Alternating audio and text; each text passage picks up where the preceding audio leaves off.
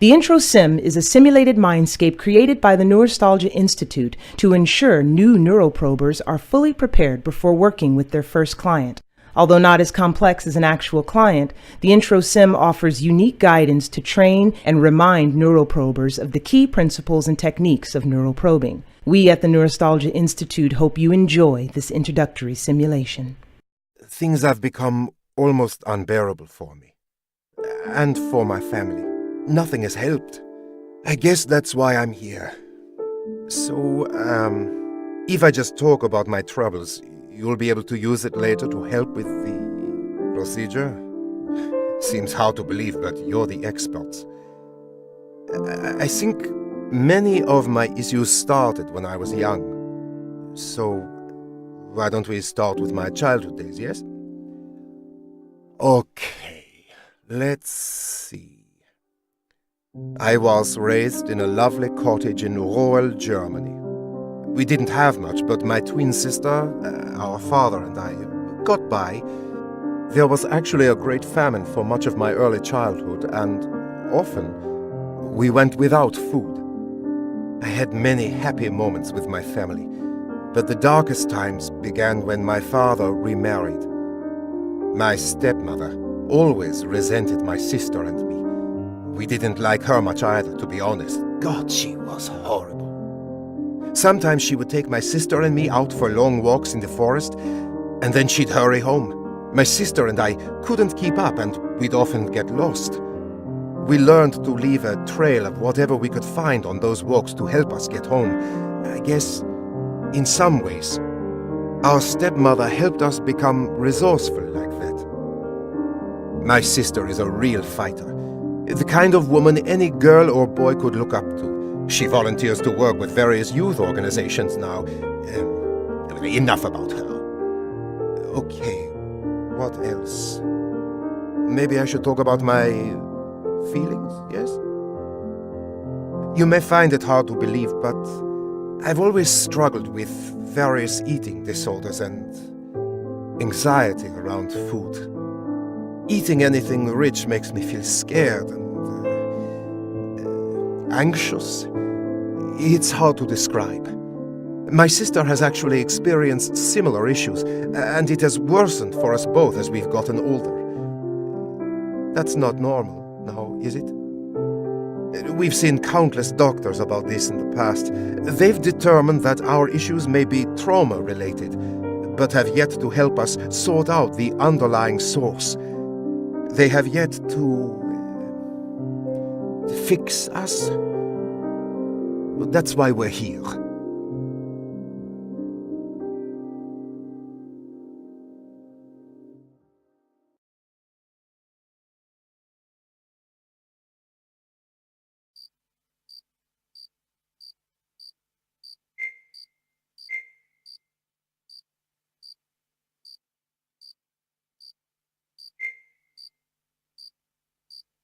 Welcome to Neuroprober training. I am pleased to be your guide. When I'm speaking, you can always make a left trigger motion to skip the instruction.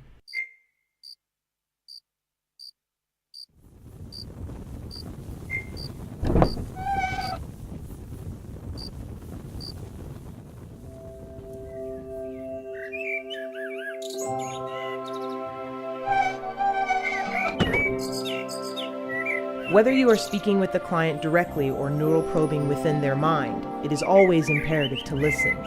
You'll find that every detail of the subconscious is trying to tell its story. In the case of our clients, it's often the forgotten story of the trauma they experienced. Some parts of the client's memory may have become confused or corrupted by the conscious mind's attempts to reconcile or cover up the truth of what happened to them. However, if you look closely and carefully in the right places, you will find that the truth will ultimately shine through.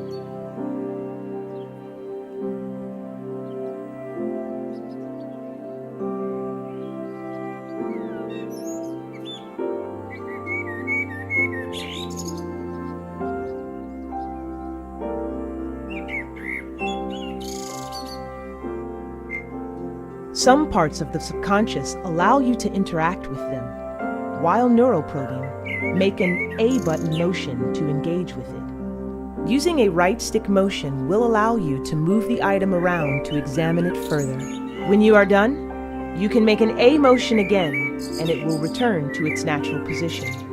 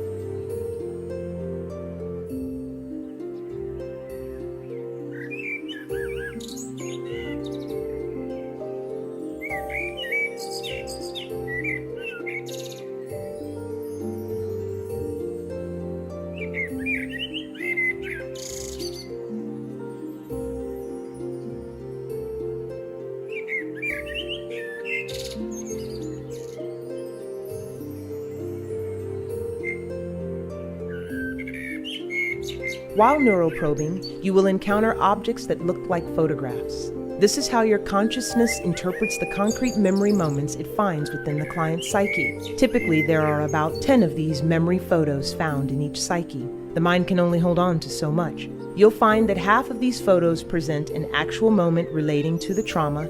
The other half tend to be false memories created by the client's conscious mind. It will ultimately be up to you to determine which are which. More on that later.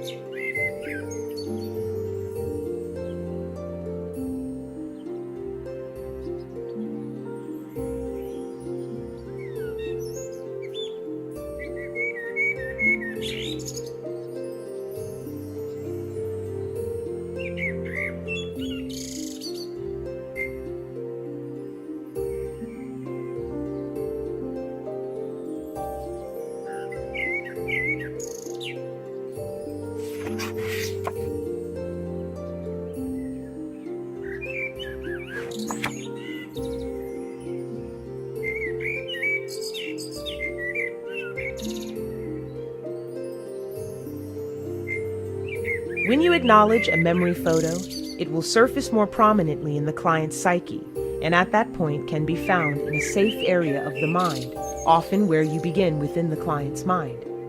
When you have found all 10 photos, you must put 5 of the memories that actually represent the trauma in the proper order. Doing so will, at last, fully release the memory to the client's conscious mind.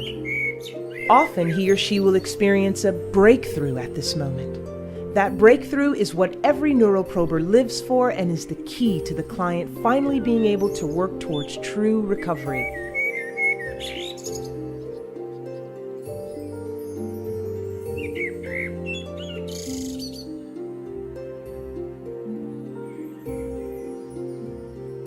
The most important thing you do as a Neuroprober is find and acknowledge these photos. However, this is easier said than done. While some photos are freely available in the subconscious, others are buried deeply within and will need to be coaxed out.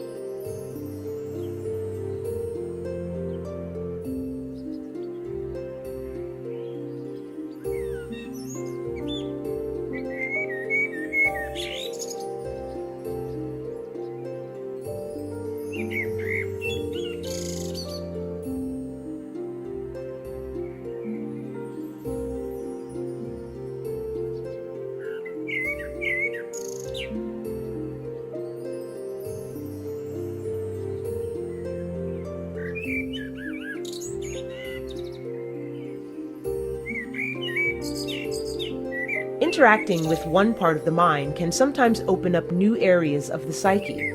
Some things, like these doors, can change their state in response to actions taken elsewhere.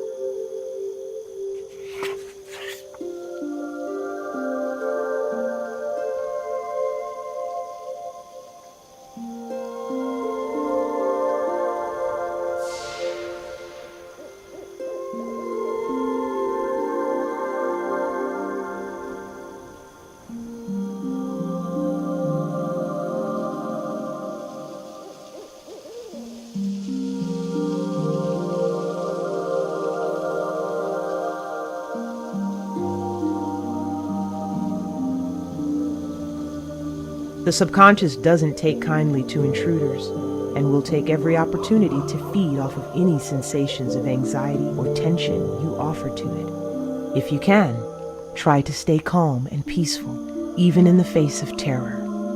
If you can calm yourself, you'll find the subconscious will calm itself too.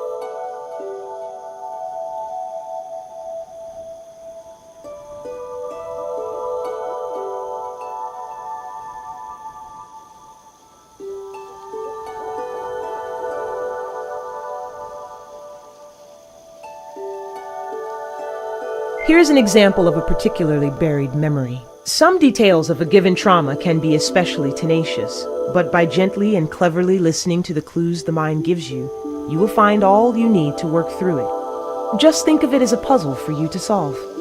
When you focus on these puzzles, make a left trigger motion if you need to break your concentration.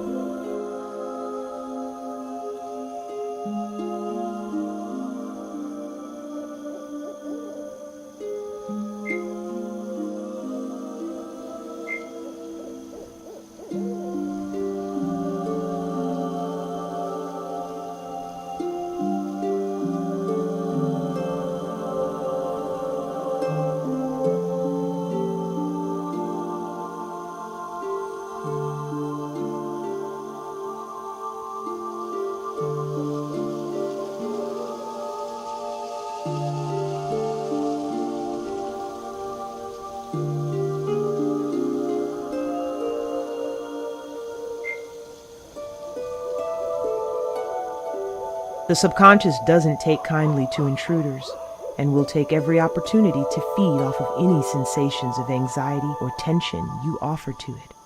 If you can, try to stay calm and peaceful, even in the face of terror.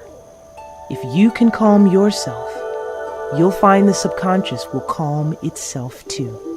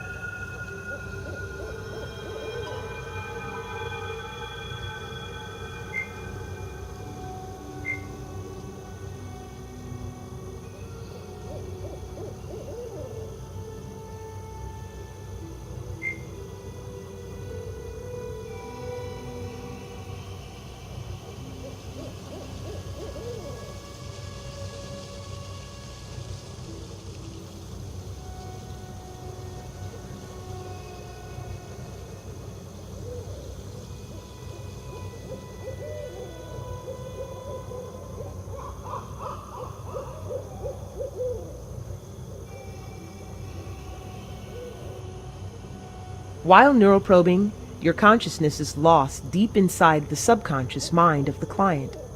Though this is a journey that you must make alone, we at the Neurostalgia Institute take the safety of our neuroprobers very seriously. If you need to access any of your neuroprober tools or pull your consciousness free, press your finger where a start button might be.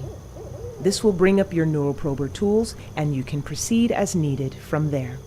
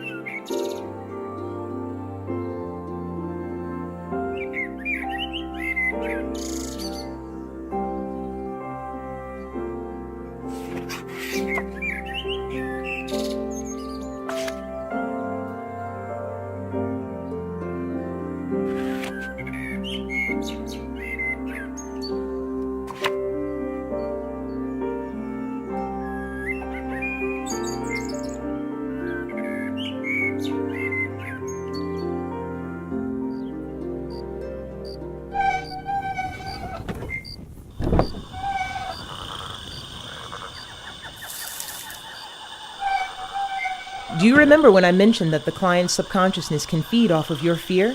Some uniquely vulnerable areas can be very sensitive and dangerous. When you place your consciousness in another's subconsciousness, there is a risk of you getting hurt, of the pain and turmoil of the client's psyche drawing your own mind into its agony. You must be brave in these areas despite the risk. You must stay calm. Should you let your fears get the best of you, it will be incredibly difficult to proceed unharmed.